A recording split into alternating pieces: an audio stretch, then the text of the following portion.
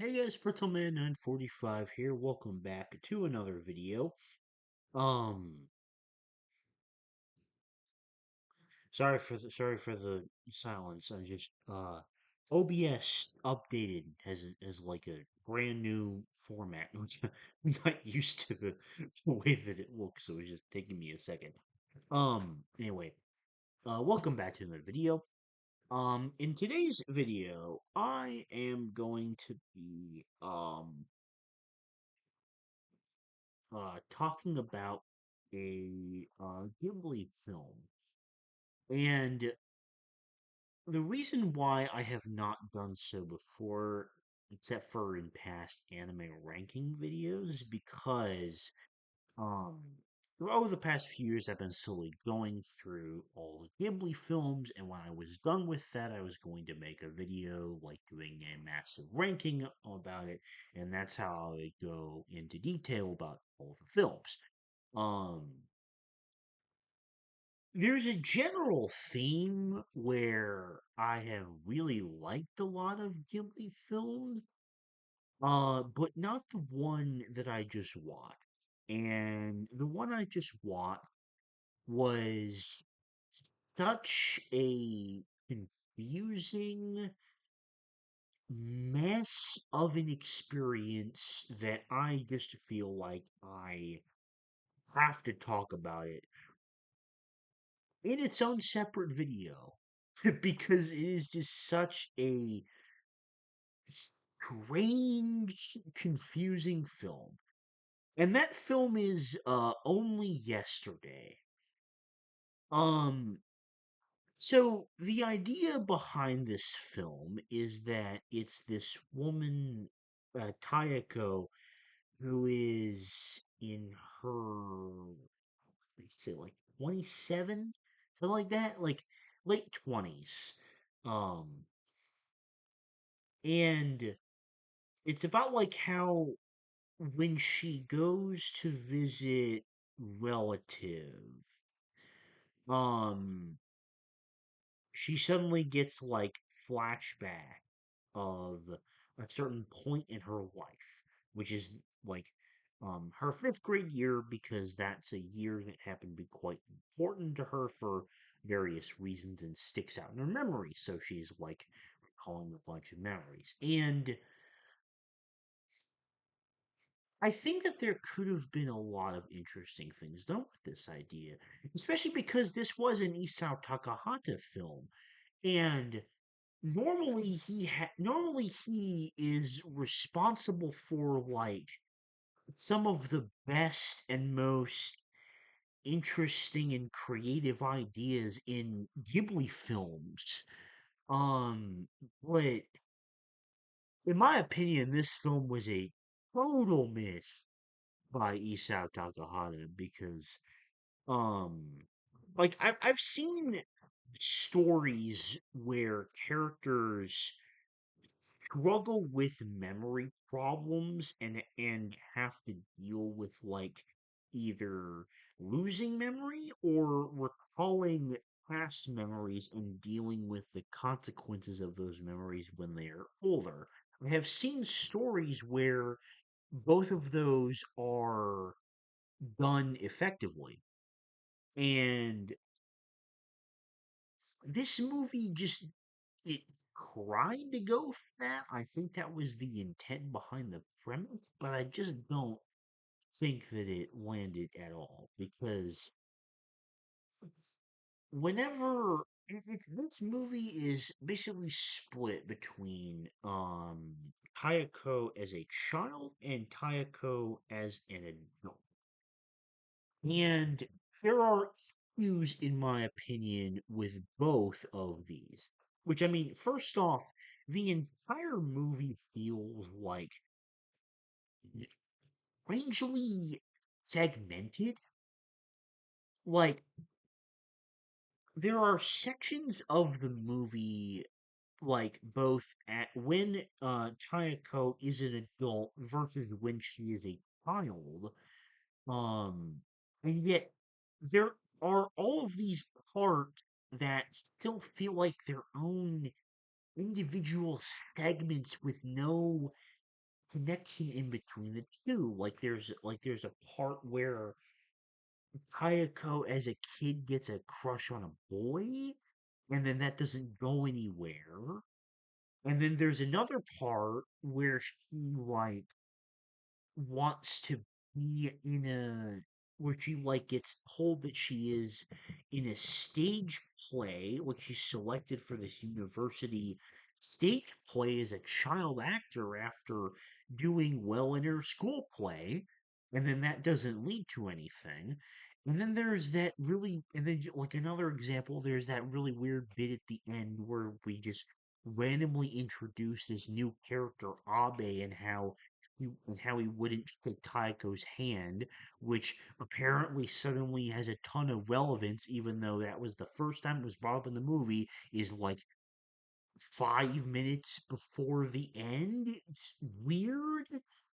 Um, so like already all of the sections of the movie, despite the fact it's like switching between child and adult Kayako perspectives, all of these individual sections feel so weirdly segmented, like they don't feel connected at all. So it feels like all of these parts were just thrown in. They don't really connect together at all. And it just makes for a very strange watching experience because I'm just confused the entire time because I don't see how anything connects to each other. What you could have done for a plot is to have events get into each other, but that just doesn't really happen in this movie. Um, and I also have issues with both the child and adult perspectives of this. With the perspective, like, what about this was so memorable to Kayako? I don't really understand it. Like, her like this was not these sequences were not fun to watch because number one, Hayako herself as a child is a completely insufferable spoiled brat of a character who just complains and whines incessantly, and it is so annoying. And yet, somehow, you feel bad for her because, like, her family are all just utter pieces of shit except for her grandma. For, I feel like Kayako's grandma is, like, the only actually sane character in this entire movie. Um, but, like, the rest of her family just suck.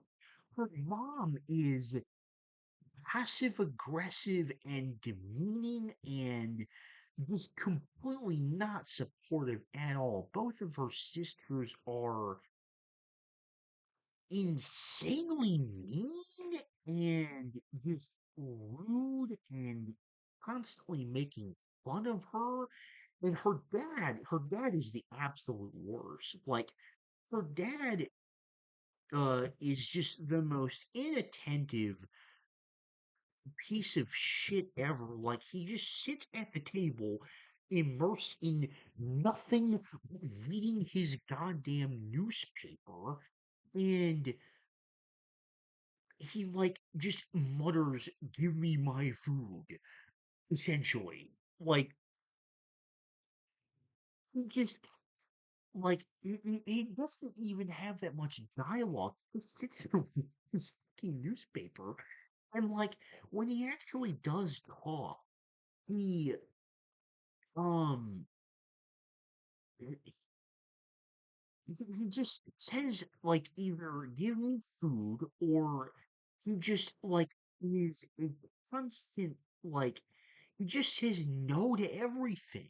Like the reason that Kayako doesn't end up performing the play is because her dad just says no, like with absolutely zero other explanation whatsoever. He's just like, no, there will be no showbiz, there will be no fun in this household. No, like it says no with absolutely zero explanation whatsoever. I'm like, you even slapped.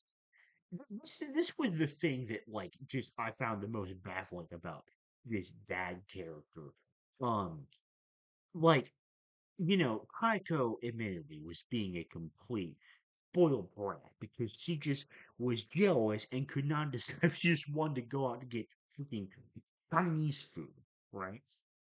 But then he changes her mind, as kids are wont to do, runs outside and gets slapped in the face.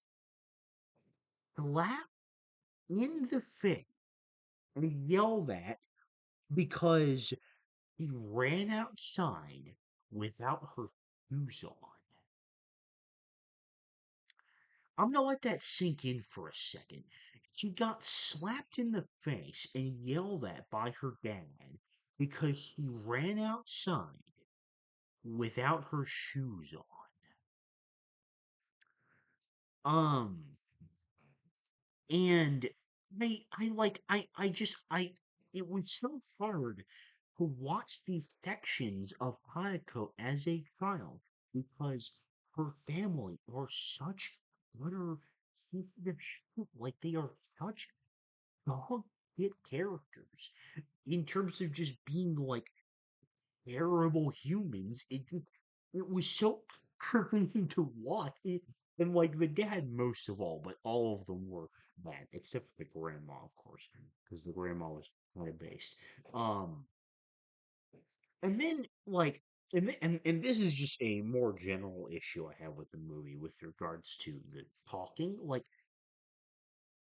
there are so many scenes where there is just uncomfortably long silences for no reason. And, Ghibli films are normally praised for having very good dubs, but like, there was so much of the conversation in this movie that felt like the dialogue felt stiff and awkward. And on top of that, there was just like constant, as I was mentioning, uncomfortable silences across the entirety of. Yeah, sorry for the cut. I had to get my water. Um, there were just these constant, extremely uncomfortable silences in so many dialogue scenes that, like, I don't know, that's just another thing that made the watching experience that much more awkward. And Um, and and then there's the adult stuff, which, granted, in my opinion, isn't nearly as like egregious as the child portions are, but still has its own like fair slate of issues, I would say. Um, the biggest one of these being that whenever Kayako is talking about her childhood as an adult, like um every single person that she's telling about it, like it feels like the most worst conversation ever. Like it feels like every other character that listens to her talk about her past just doesn't want to hear about it at all. Um, it's like they are listening to her out of pity, or if they're just like they don't want to speak up about it. They don't want to listen, but they also don't want to say anything to be rude. Like I don't like every time that she's talking about it, Hako just sounds like extremely selfish and entitled, as if like what she is talking about is the only thing that matters and the most important thing in the entire fucking universe. Um,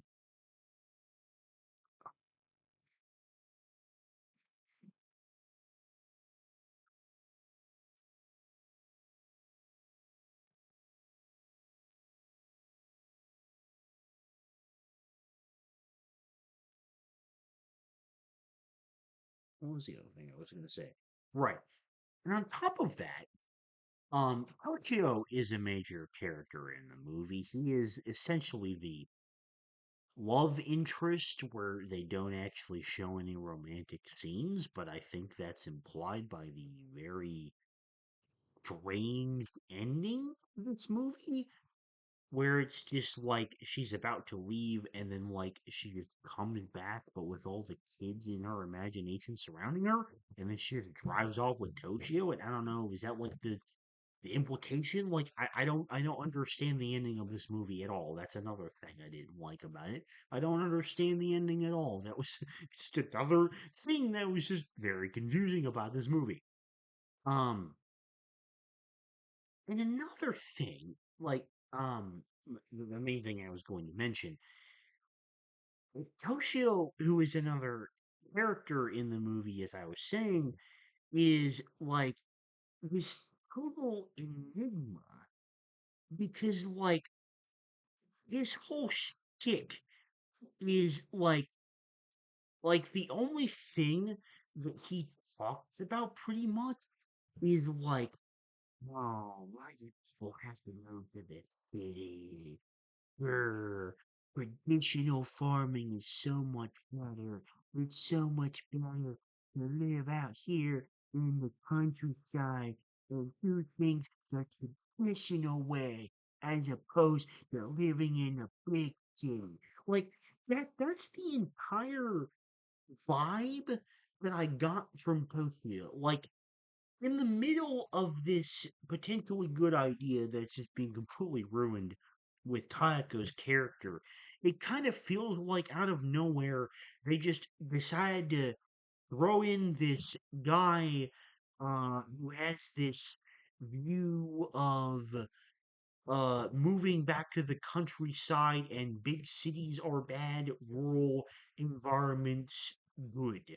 And it just is so weirdly out of place. Like, it's just another thing.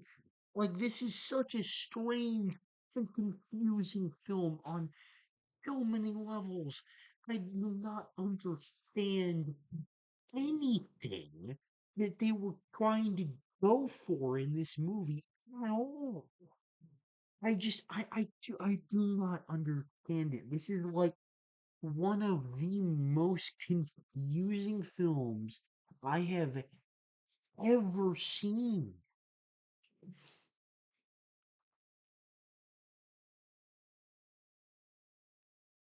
Okay, that's all I had to say on that. Um, I think this is like pretty easily the worst Ghibli film we have seen thus far. Um, I because I truly like this is this I think this genuinely might be the most confusing anime film I have ever watched. Like because I genuinely do not understand anything that they were trying to go for in this film at all. But yeah, thank you for listening to me rant and or watching me rant if you watch this video. And I will see you all later. Bye bye.